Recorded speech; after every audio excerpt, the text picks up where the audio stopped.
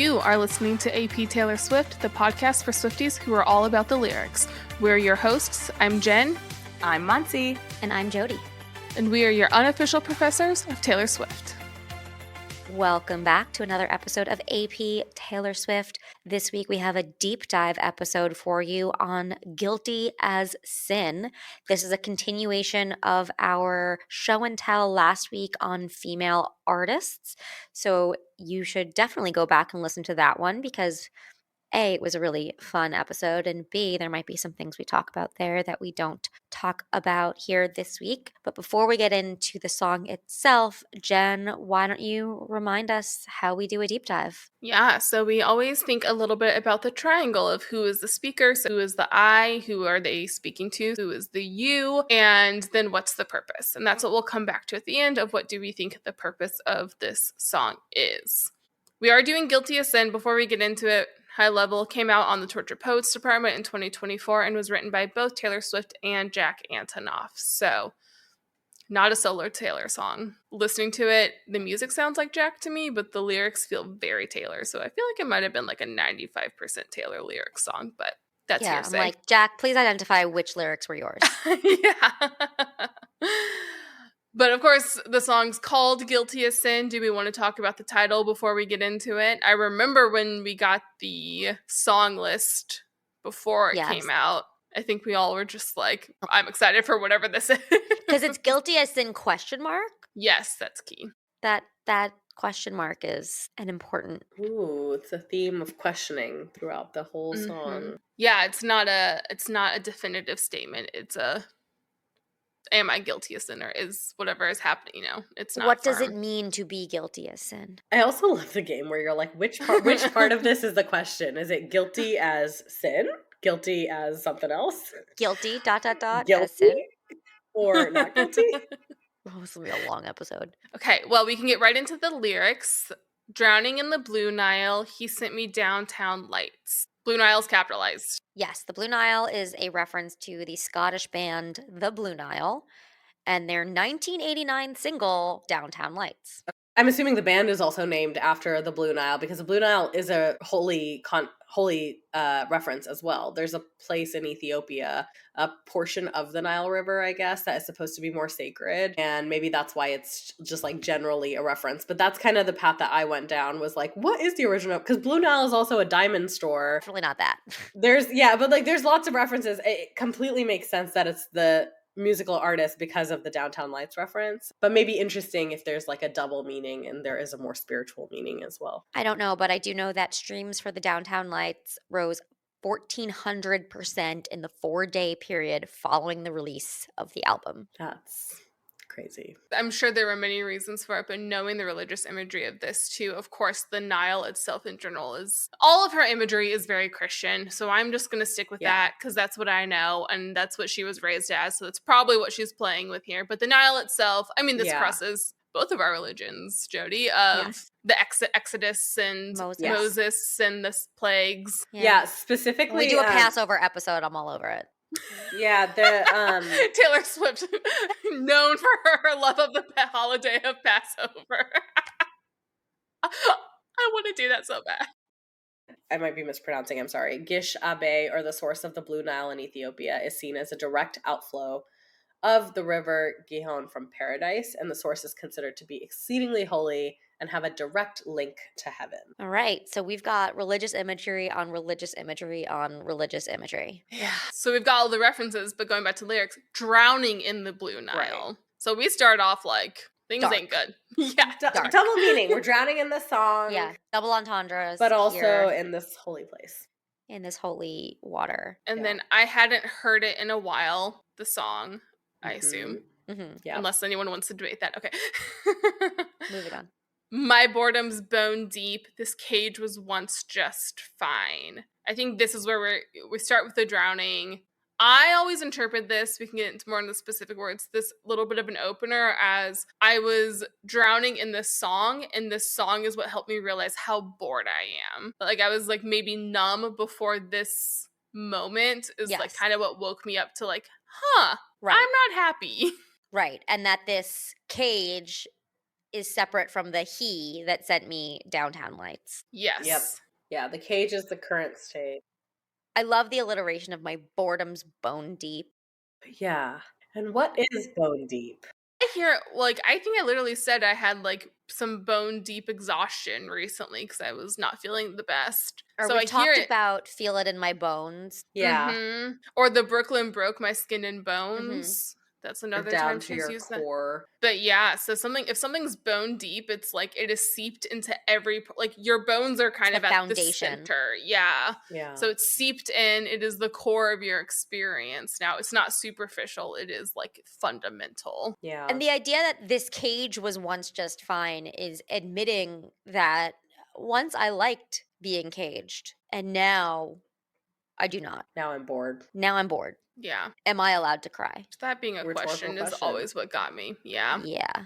That's such a female question to ask. Yeah, I mean, especially when paired with the cage. You have somebody that is locked up in a cage. I mean, nobody just like sits in a cage for fun. You're locked up. The fact that then you have to ask, am I allowed to cry, makes me think, who's the jailer? You know? Mm-hmm. Who are you asking? I don't know yet. Well, and speaking of jailer, though, that goes back to reputation of. He could be my jailer. Yeah, Burton he can to be this my Taylor. jailer. Mhm. Yeah.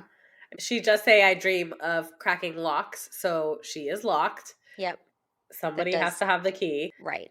Throwing my life to the wolves or the ocean rocks. One of the other things with cracking locks, too, this is a delayed reaction, I apologize, but it makes me think a bit of the I Can See You music video where she's trapped inside the vault and they have to break her out. So this trapped feeling seems to be kind of a recurring theme recently. But yeah, okay, so I dream of cracking locks, throwing my life to the wolves or the ocean rocks. Ocean rocks gives me a very specific reference in my mind, which is the Count of Monte Cristo, because the way that he escapes from Chateau d'If is like on a cliff, and so he has to like basically get thrown off or jump off. I don't remember exactly. But does he survive? And he survives, but he has to risk basically the ocean rocks in order to get out of. Literally, he is in prison, and that is the only way to escape. But this is saying throwing my life to the wolves or the ocean rocks. This is saying, like, do I have to kill myself? Oh, I interpret it differently, but carry on. Well, one thing that I wanted to focus on was the or. I feel like she's not just using two difficult things, just throwing it out there for the sake of doing that. To me, it feels like a choice. It's like either I throw my life to the wolves or the rocks. I'm reminded of being stuck between a rock and a hard place. And if the ocean rocks are the rocks, then the wolves are the hard place. Maybe there's a play on words there, but also she's talked about wolves in other songs of just referring to men sometimes as wolves, run with the wolves, chased by the wolves. I'm trying to think of our animal references. Daylight, maybe you ran with the wolves and refused to settle down. Right. And it goes right into crashing into him tonight. So I'm of the impression that crashing into him is the hard place, is the wolves. Well, that's interesting. I always saw it as like two bad options. This whole song is about choices. Like I have two choices to do something or not do something. And here's two choices: throw myself to the wolves, which symbolize people who will do something that'll tear you apart, right? But like other beings who will tear you apart. Or to the ocean rocks, which is just gonna be isolation. That to me feels like isolation, but like also like something that like if you're gonna throw yourself to the ocean rocks, it's not other people or things that are gonna tear you apart. It's you.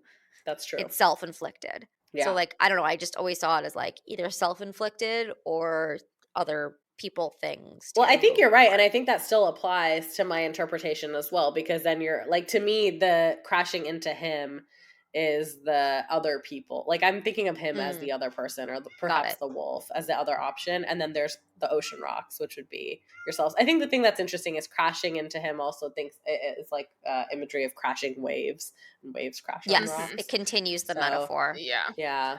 I always interpreted it as the wolves. The other image that comes to mind is Beauty and the Beast, when Belle knows that the wolves are out there, but when she has the chance to escape, and then the wolves attack her. In a lot of ways, I think in the song, this metaphor in some ways works well, it'll fall apart fast. But for this particular moment of she's in this beautiful castle, but it's a cage. So it's beautiful, but eventually it's like, well, I want to leave. But you know it's safe in the cage. The cage is locked. You know you're safe. That the idea of breaking Is the it lock. safe with the beast? Well, like in general, yeah. I mean, I actually think yes. I think Yes, that's the kind of beast, the yes. deal they struck. It's But the point of the movie. yeah, but the idea of saying, okay, so this cage is safe, so it was once fine, but now I'm saying, do I want to risk it? So do I want to leave what is safe but makes me bored and risk the wolves, the ocean rocks, the throwing my life to the wolves of the ocean rocks? I've always interpreted as kind of the devil What's you out know. there. Yeah, like I know I'm safe here and I'm trapped, but if I go out there, there might be a lot of dangerous things. But at this point, I'm so bored. I'm dreaming of those dangerous things. I'm dreaming of throwing myself out there because I'm so bored. I'd rather risk wolves and hitting ocean rocks than staying in this bored cage any longer. Like to me, it emphasizes that I've hit such a level of boredom. I'm like, should I just go risk everything just to like feel something maybe? Do you think the crashing into him then is inside the castle or outside the castle? I think it's outside the castle. That's I the love that double we're you just don't know. running with the castle metaphor. I mean, We're like, there's a castle cage. here. There is definitely a cage, whether it's a castle Yeah. or There's not, a we're not cage, for sure. But there's I think the definitely fact a that cage. the cage was once just fine does kind of make it work as like it's a castle you can't leave, of like it's kind of nice, but eventually you want to leave. The fact that it was once just fine makes me think it's not this like super inhibiting thing that you can't move in. You wouldn't think a cage was fine unless there was some good element. So I think the castle metaphor does kind of work, but I think he's outside of it. And I asked is because I think if he's outside, then I'm still sticking with my wolf theory. I think he could still be the wolf.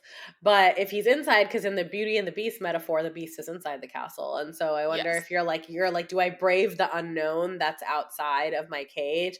Or do I go back into the same pattern of whatever cycle I'm trapped in? If you're crashing into him, it sounds like it's outside the castle. The crashing Yeah. implies to me. Yeah, I think the beast part falls apart quickly as a metaphor, yeah. but Yeah, I think to me what this is doing is the wolves, the ocean rocks, and him are all dangerous unknowns, but they're all Sure. more appealing than the cage. He's a paradox. That's the Yeah. next part of that's the fit. We're finishing the line. Crashing into him tonight. He's a paradox. Just to pause for a second, that's what one of the things I find very interesting about this song, the way it's sung.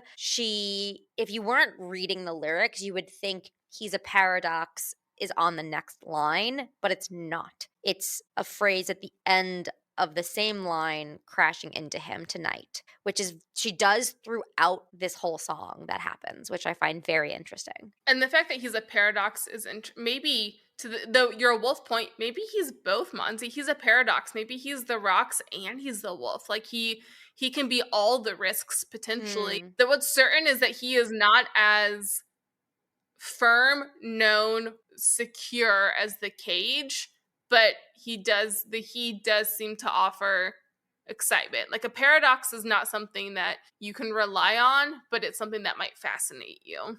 Sure, I can go along with that. And then I'm seeing visions. Am I bad or mad or wise? 3 very interesting choices because they're not like opposites. It's not like am I bad or good? It's like bad or crazy, mad or wise, which is clever. I think that just adds on to the paradox for me and the choices and the complexity here. That if I go back to the title, like guilty as sin, it's supposed to be guilty or innocent, but the reality is it's so much more complex than that. And I think that this line kind of adds to that complexity, that it's not guilty or innocent. It's not as simple as that. Well, it also feels very specifically female to me. Of I'm a woman who is bored with my life, is considering potentially throwing it all away for something interesting. Am I a bad person? Am I crazy? Or am I like making the smartest thing I could ever do? That feels very female coded to me, and knowing the rest of the song might be influencing that a little bit. You mean the next line? But I think if a man was like, oh, I'm going to make a big change, people would be like, do it. Great. You know, there wouldn't be You like, go, you're leaving bro. security, you're leaving this, of like, what if you die alone? What if you can never get a man to love you again? Like, I don't think men get those questions. No, they get to have a midlife crisis and just go on with it. I'm just having an ongoing, I guess I'm at my third life crisis now. Started at my quarter life crisis. It hasn't stopped. Just keeps going. Well, I also apply it to the rest of the stanza that we just read. I feel like we know she's trapped in a cage. Bad to me is referring like the crashing into him. Like, am I bad for wanting that? Mad to me is like you're falling to your death. She said as she's between wolves and ocean rocks. So is she crazy for wanting to jump to her potential death? Or wise is talking to me about the cage. We know she's trapped and bored out of her mind. Maybe it's wise to escape the cage. All three of those really conflicting questions kind of do seem to address some part of the lines that we just read, because it's a complicated situation that she's stuck in. I'm still even really stuck on the am I allowed to cry question. I go back to the female coded. I think it's just It is, but it's also, to me, like thinking about the boredom in the cage and like the rules of this cage life of like asking permission to cry. So she's asking permission to cry, and then just a few lines later, she's like, "Am I crazy?" And it's like, no, you shouldn't be asking permission. There's definitely some power dynamics at play. Yes. There's definitely like a submission element here, which Yeah. repeats itself even later in the song. you shouldn't have to ask permission to cry, but there are times when I, I was sick this week and I had all this stuff to do.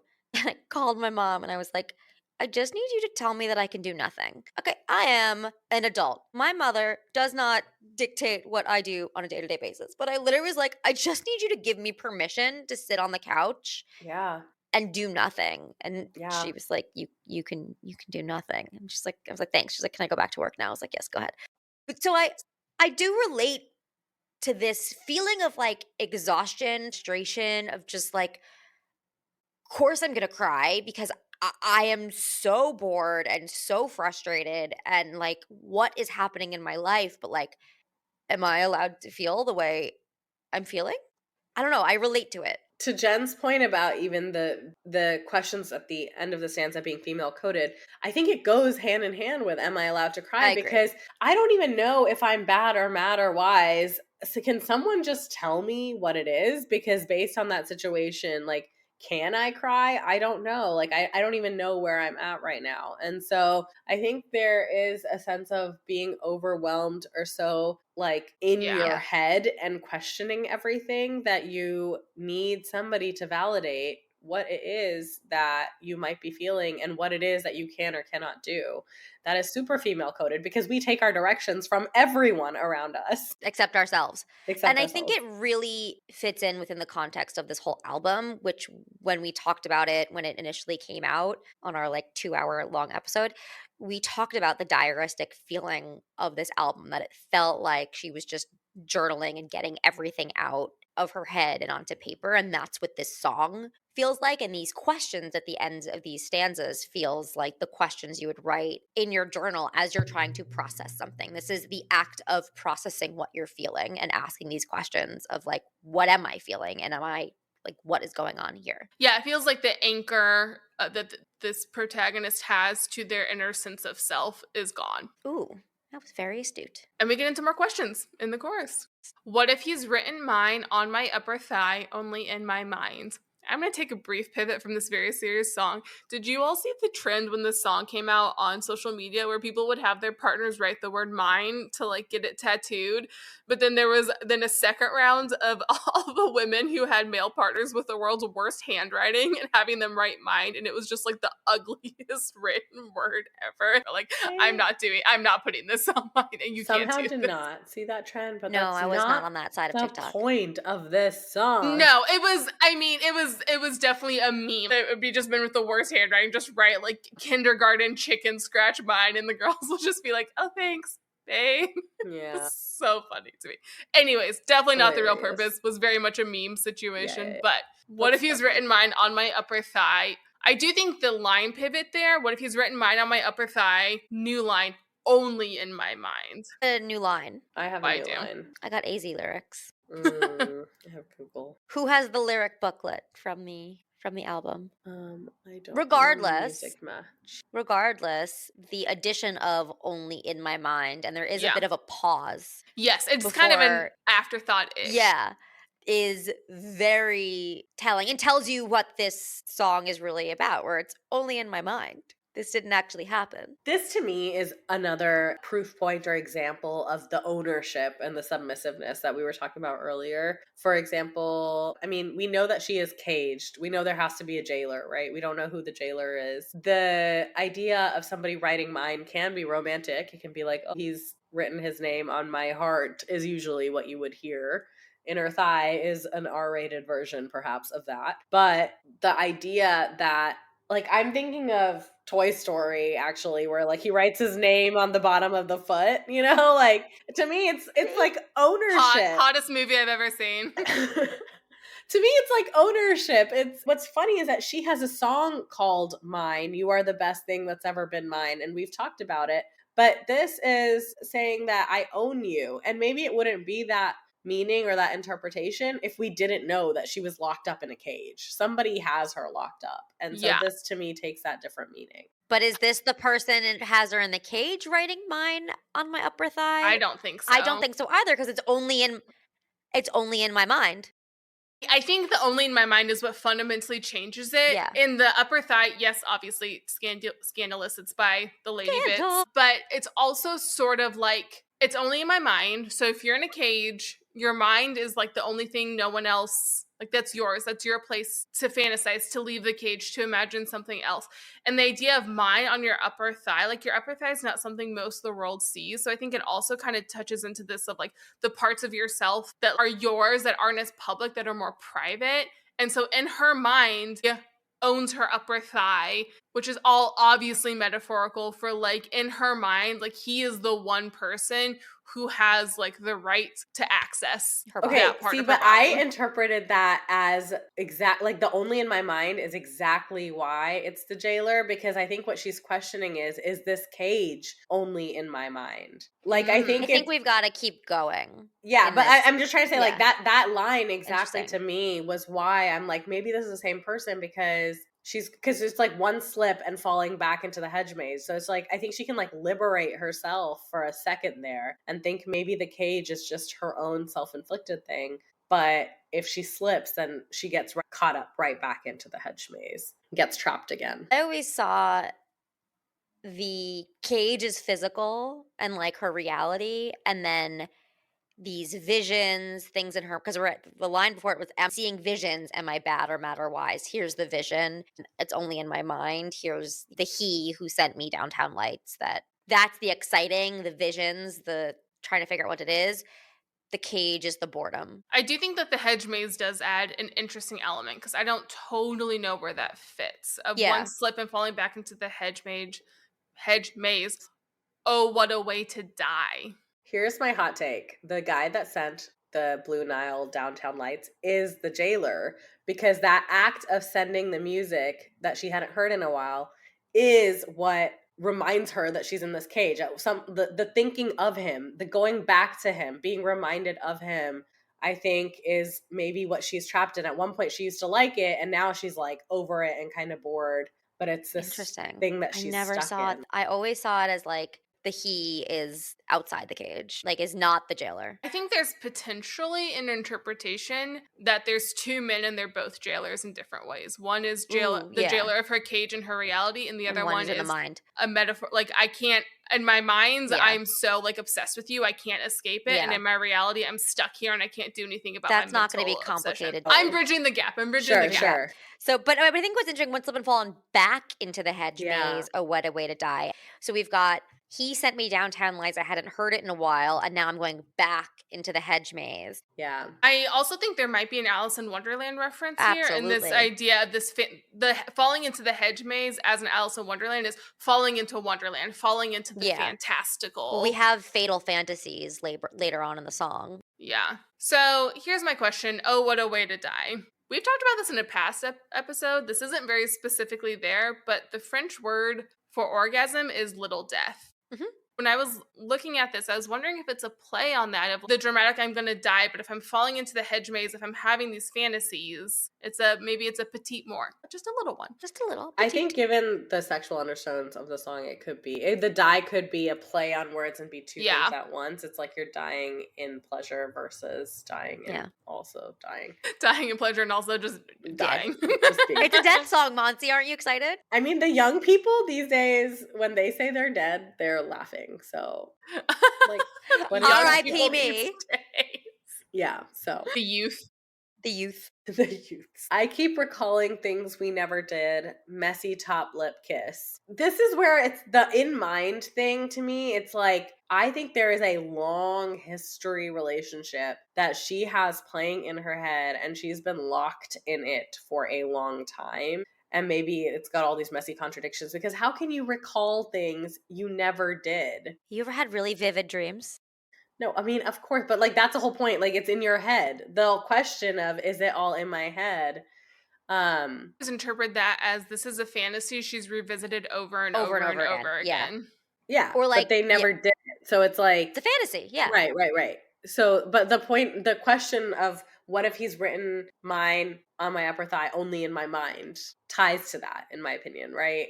Like, yes. Yeah. This is all fantasy. This is all fantasy. You know, how I long for our trysts that we never had without ever touching his skin. How can I be guilty as sin? So here are all the things that I've imagined doing, but am I really guilty if it's only imagined? Yeah, I mean, like that's the core question of this song. Am I guilty for having fantasies? Well, I think the religious imagery that comes in later ties into that of like, I mean, well, functionally, let's be honest about what this is most likely referring to. She wants to cheat. And she's trying to like, am I a bad person for really, really wanting to do that? Yeah. The Golden Globes, Nikki Glaser had a really great joke. Who was the guy? It's like in all those things. Damn it, Jody. Why do I bring these things up if I don't know who they are? Hold on. I'm going to get this because Nikki Glaser joke. He's in all those movies. The guy in the movies. I'll just start naming every actor I know. Glenn Powell. Tom Hanks. Okay. Oh, okay. Okay. It would have taken us a second to get to Glenn Powell. I started at Tom Hanks, so we had a long ways to go. Okay. So at the Golden Globes, which tells you when we record this episode, but at the Golden Globes, Nikki Glaser joked about Glenn Powell. Thank you, Glenn Powell, for starring in all of these things, including in my mind while I was having sex with my boyfriend, right? Like that was the joke. Sometimes you fantasize about someone you're not with, and that's what this and is that in that joke she is owning. I mean, it's a joke, but who knows if it's true or not? Owning that idea of fantasizing about being with someone who's not your partner. And so that's kind of what we have here, fantasizing about being with someone that's not your partner. And I think the reason that this is such a hard question for our speaker is it's not a passing fantasy. I'm recalling things we never did, how I long for our tryst. Like this is like a deep, deep desire. And so there's this wrestling, I mentioned this in last week's episode, between like, what's the right, like I have this deep passion, this incredibly strong desire to do something, but it's kind of wrong to act on it. So should I feel bad for even wanting it? Like we're starting to get into all these like kind of really complex gray areas moralistically. Right. Which is why to me it's no surprise that this became a more religious song, because that's probably the best language she had to kind of dig into that question. Yeah. And if we're ready to move on, I think it continues to illuminate for us. I keep these longings locked in lowercase inside a vault. So she's answering the question for us that these are longings that she has that she does not let out, that nobody knows. The lowercase too is like, it's a whisper. To me, like if you're saying lowercase, it's not uppercase. Uppercase is yelling. Shouting. It's all lowercase. They're a whisper that's inside the vault, locked away. I don't know. All the Swifties were like, isn't Reputation all lowercase? Oh, yeah. Lowercase vault songs. Aren't all the... Folklore and Evermore all lowercase. I was going to say, aren't like multiple albums? I'm just saying what our brethren have said. I always interpret it as it's more of a whisper, that this is something that you're keeping in lowercase, you're locking it in a vault. I just like the alliteration, longings locked in lowercase. Yeah, I think the main point I'm getting at is that it's very much like she's doing everything she can to like push it down. Suppression. It's very powerful. Yeah, probably just makes it stronger. Mm. Someone told me there's no such thing as bad thoughts, only your actions talk. I like to think that this is what Jack Antonoff told her one day, and that's why he got writing credit for it. Isn't that, like, Jen, as our resident religious expert, This is a complicated one. I knew this question would come up, and I was like, duh, okay. right? Like, if you go to confession and... Okay, so that's Catholicism, which if you want to know about medieval Catholicism, I can tell you a lot. Sure, I don't know much I about mean- modern Catholicism, but I can tell you biblically there's a couple of things. So in the Old Testament, the law is much more about actions. Right. So it's like, don't do these things. And then New Testament, we roll around, Jesus shows up, and the thing with the Bible, well, I'm not a theologian, there's people who disagree with The me. disclaimers here. The context is really important. So there is one part in the New Testament where Jesus basically says, like, lusting after your neighbor's wife is just as bad as actually, like, sleeping with her. Mhm. But if I recall correctly, that story came in a context where people were basically trying to be like, asking how close to sin can I get without it counting as sin? And he was like, just like, don't be terrible. Like, what's wrong with you? Yeah. But later on, there's a verse. It was, I think, in one of the epistles, probably by Paul, most likely, just statistically, that has, that might not be true. It was one of the epistles. And it may have been by Peter. But it basically has a verse of like, everything is permissible, but not everything is beneficial, which kind of sits in the middle ground of being, I think it was maybe in context about alcohol, of like, if you want to have some alcohol, that's fine. If you want to drink to excess, Right. that's It's not not good for beneficial. you. The question shouldn't be, when do I cross the line into sin? The question should be, am I thinking things? Am I doing things that are good for me? All of these things Jesus said is a guideline of like, hey, maybe don't like sit around and like lust after people, because that's probably not the best thing for your life. Like, you're probably not living your best life if you're just like, Yeah. being weird about it. So it's an interesting theological question. And my argument biblically would be like, based on this song, she's probably not making decisions that are super beneficial for her. She should probably get out of that cage and then like deal with it. But this is also like an escape fantasy to cope. And we don't have enough context. And that's also, I would say, a big theological point. In Christianity, it should be between you and God. I should not be deciding what is or is not a sin for other people. That's not my decision to make. If I'm very, very close to someone, I may say, hey, friend, this doesn't seem like you're making great life decisions. Can we talk about this? How can I help you? But I shouldn't be like pointing fingers across the crowd and be like, well, that person did this. Like, You're bad. Yeah, I come from the branch of Christianity that's like, it's a little more nuanced. It's a little more gray than that. So try not to make bad decisions, but you're going to, and that's also okay. Like, you'll figure it out.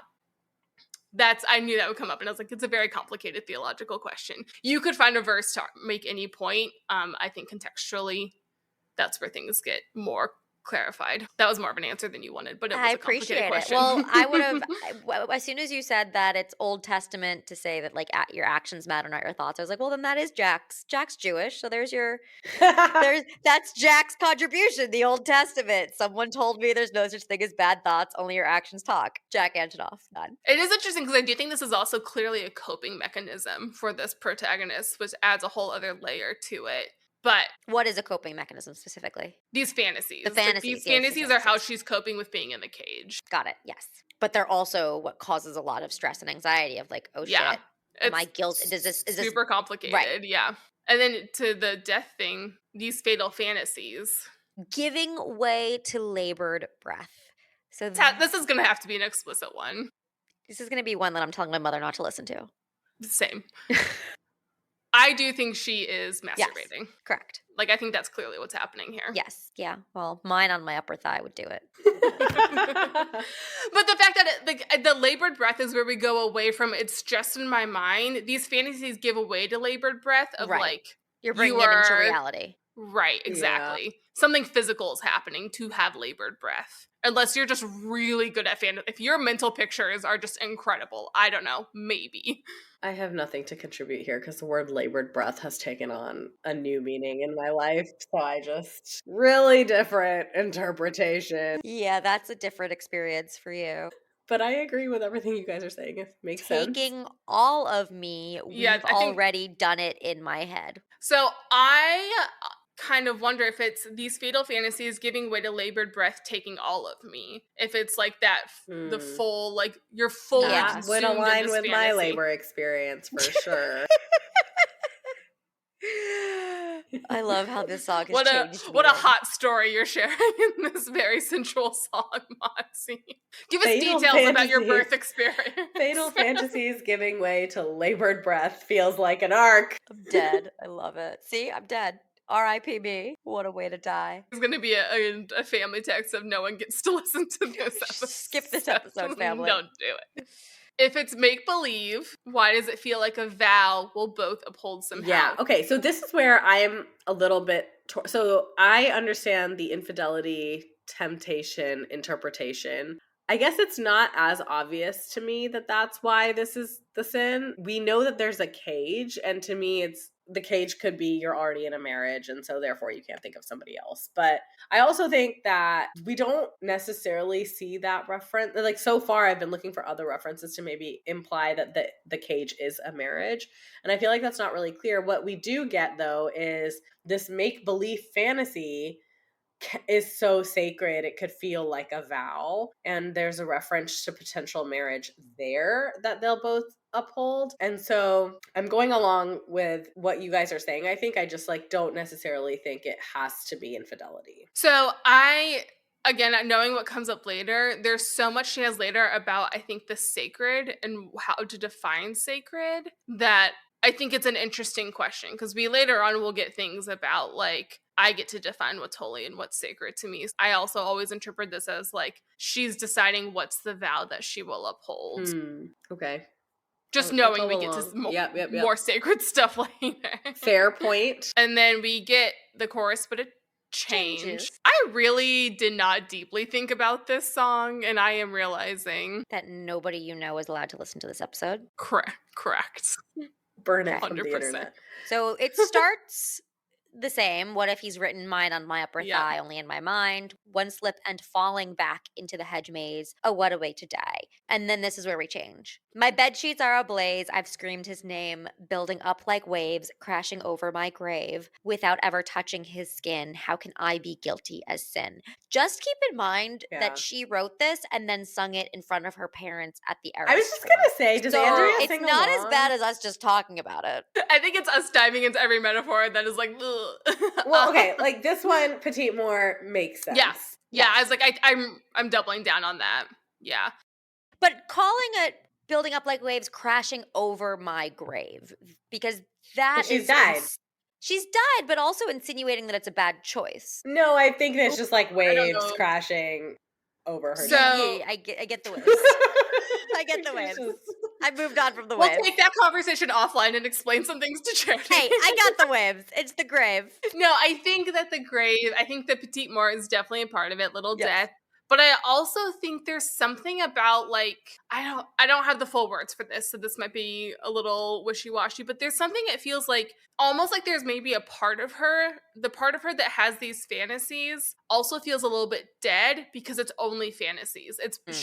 I don't think she thinks it will ever be a lived experience. So it's like, the idea of this orgasmic experience, literally, but then there's still this thought in the back of her head of, like, this fantasy's dead. The fantasy's dead, or her actual sex life is so dead that or I was thinking, I'll take it to the grave. Like, I'm just gonna be living this fantasy. I just think there's more to it than just the metaphor. I also hear, to me now, it feels like the sin is less about cheating or the infidelity, and it's even like the act of masturbating is the sin as well, right? Like the thinking, not actions now, like that to me is like coming together as like, if you're getting real religious, the fact that I'm just thinking about this person is the sin. The fact that we are getting into some embodied actions are actions. So to me, the idea of like the action that she is the most tempted by is taking these fantasies into reality.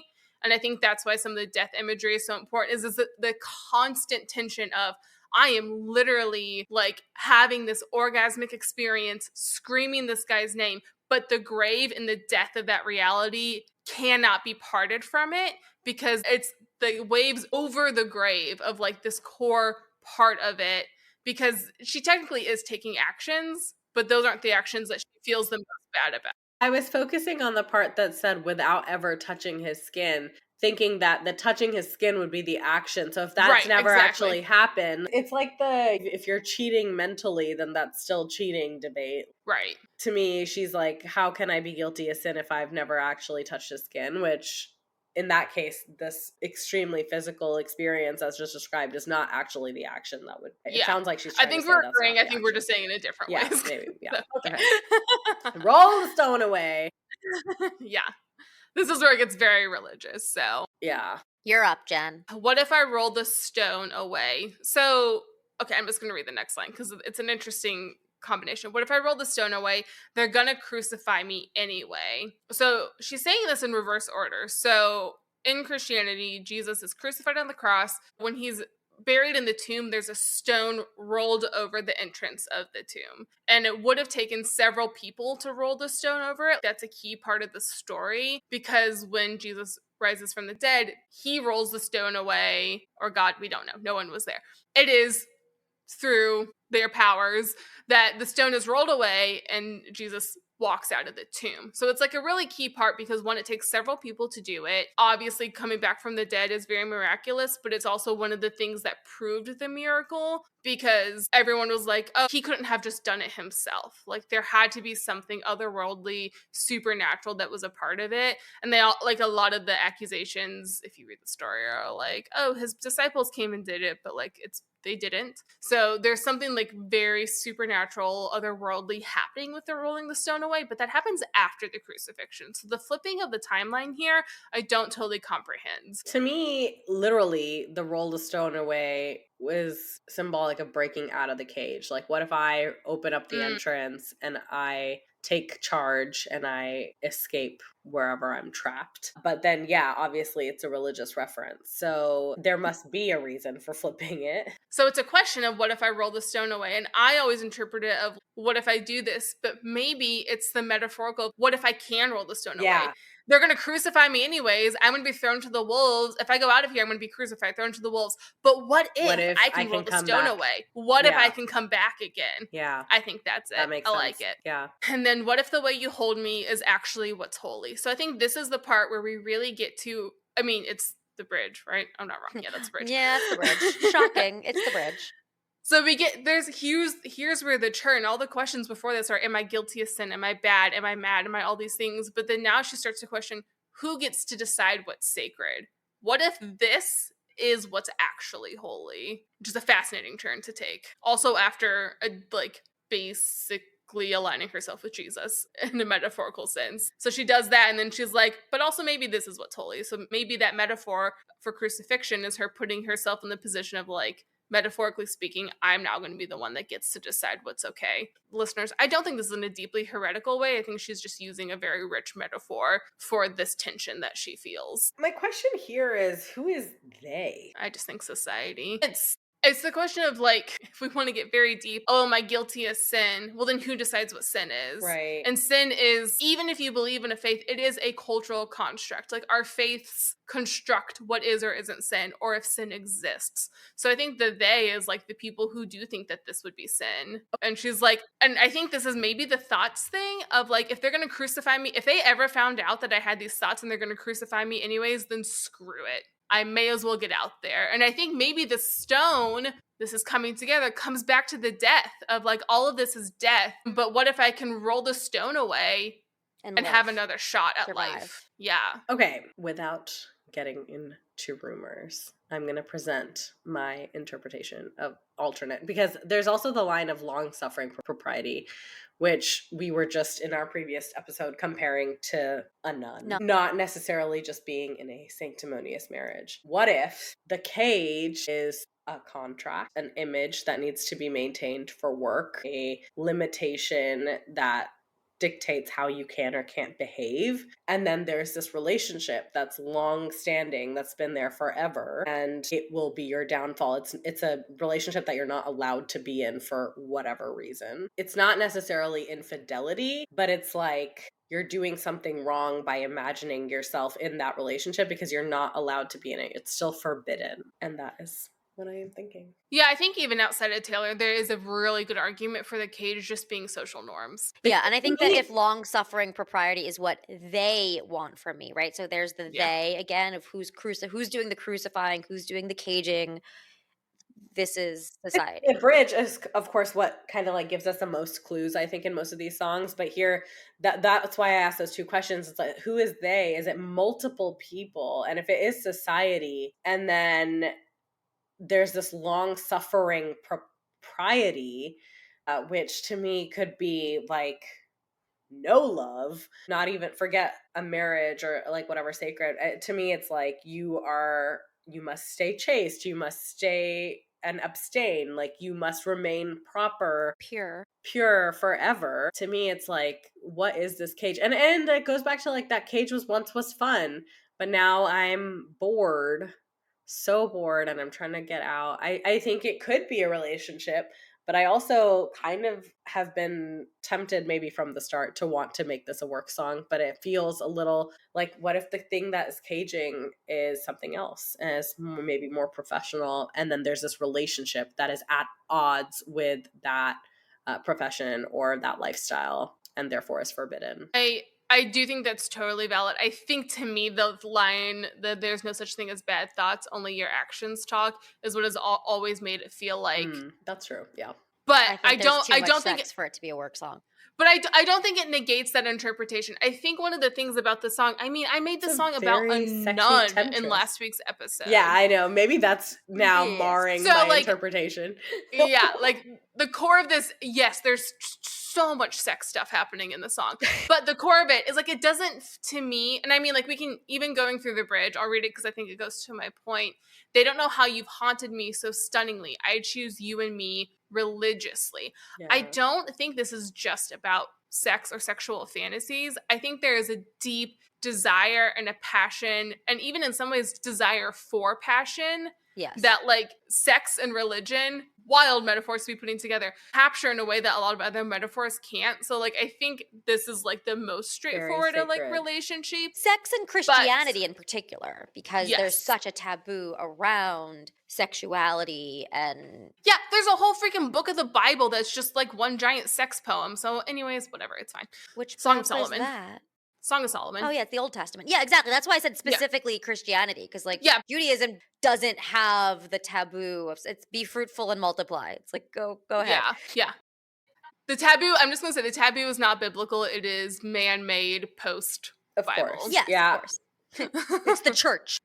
I think if this relationship is so sacred and so finite or final in many ways, we're talking about a vow, we're talking about like the most sacred vow, and choosing you and me religiously, it feels so final. And in some ways, I just feel like if it had to be about two relationships, it would be an obvious choice since it is so sacred. Why is it such a taboo, and why does it feel so risky to escape to go to this thing if there's so much confidence in the nature? But then again, it's never happened, and the whole question is it all just in my head? And so maybe there's definitely risk there. A high risk because we don't even know if the other person maybe feels. I think we're getting at purpose. Yeah. So I wonder if we should just finish the song. It's just the chorus It's again. just the chorus again. Comes back to he sent me downtown lights. I hadn't heard it in a while. Am I allowed to cry? So it ends again with the question, am I allowed to cry? Yeah. And I don't know if we've gotten any more clear about the answer. My only response to your previous question, Monte, is the they is a very key part of this. If this is true relationships, again, I don't think it has to be, or it could be metaphorically, but the they is a very key part. I think if the they weren't here and it was like, I'm choosing between these two people, the choice is clear. But if it is I'm in a pre-existing relationship, society is going to have a lot of opinions. There's going to be consequences. There's going to be backlash. That adds that element of complexity. Yeah. I think that they are like maybe one of the biggest factors in this whole song. And I think what would make this acting on these thoughts so bad, it can only be if it was of some sort of forbidden 100% has to be forbidden love. Yeah. Like just there's disapproval. And that could only be either because you're with somebody else and you shouldn't cheat, or it's somebody who the they will not approve of. Yeah. Which I think both are very viable. And this might be one of Yeah. those where there's two different kinds of interpretations. I think like early on we were asking, am I allowed to cry? We had this idea that maybe there's a jailer and she needs to ask that jailer permission to cry. And I think the they is who is now coming into my mind as potentially that jailer that's keeping her or the speaker locked up in these confines. And so that last, am I allowed to cry at the end of the song, to me takes on a slightly different meaning because now it's a little more obvious maybe who she's actually asking. Whereas the first one is a little ambiguous, I think, and it's not immediately clear who she might be asking. So it feels like she could even be asking herself at the so maybe the second one is even more ambiguous. Basically, the meaning has changed, is what I'm saying. Yes. Like, whereas Yeah. whoever I thought she was asking initially, it's not so clear if that is the person. Not to complicate things, but Fresh Out the Slammer is track 7 and this is track 9. So we've just kind of continued Ooh, the she does break Yeah. out of jail imagery. Well, I was also, there's a lot with like, but daddy, I love him, about like the theys in the town too. Yes. I And think who's this afraid of little old theme, me? she's played with it a lot. Do we want to get into our purposes? I think we're tiptoeing. Let's do Sure. it. Okay, I can go. I don't think my opinion has changed drastically. I do think that I did not necessarily interpret it as explicitly sexual. As I going through this, I'm like, oh, okay, I see what she's doing here. But to me, it has always been about that tension kind of between what society expects and what you really want to do, and what to do when those things diverge. And I think that the reason why this song is so compelling to me is that morality question of like, is this the wrong thing to do? Maybe the answer is yes, and maybe the answer is no. But what I think this song does is it kind of taps into this, like, how do you know? We even talked about women artists last week. We talk about women all the time on this podcast. How many women did something that was considered wildly wrong to do that in retrospect we think was absolutely the right thing to do? Morality for women is a different measuring stick, I think, is what I'm trying to get to. And I think this song taps into that, and why the bridge is so powerful, because the bridge is that churn of saying, wait, no, I get to decide what's right for me. Like I said at the beginning, there's no anchor. She's kind of lost herself. And I think at the bridge, she starts to find that anchor again of like, wait, no, hold on. I think I know what I want, and I think I know what I need to do. And some people may think that's wrong, but I'm pretty sure it's right.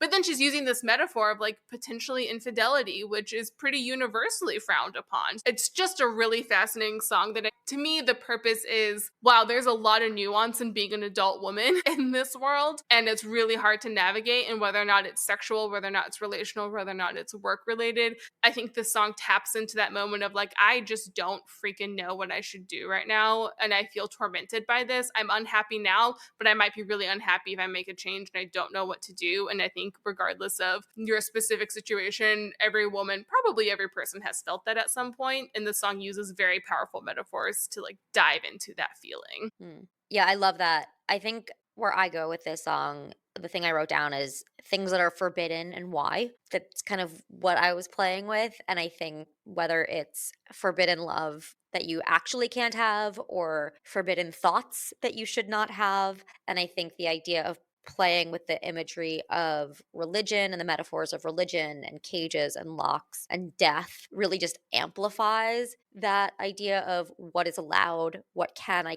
do, what should I feel guilty for? And then where I go is why? Why should I feel guilty for this? And I think that second, am I allowed to cry, is almost like a poking, like sarcastic, could be a cloying, poking, like, am I allowed to cry? Am I allowed to have these? Or it could just be a way of saying, like, am I allowed to have these feelings?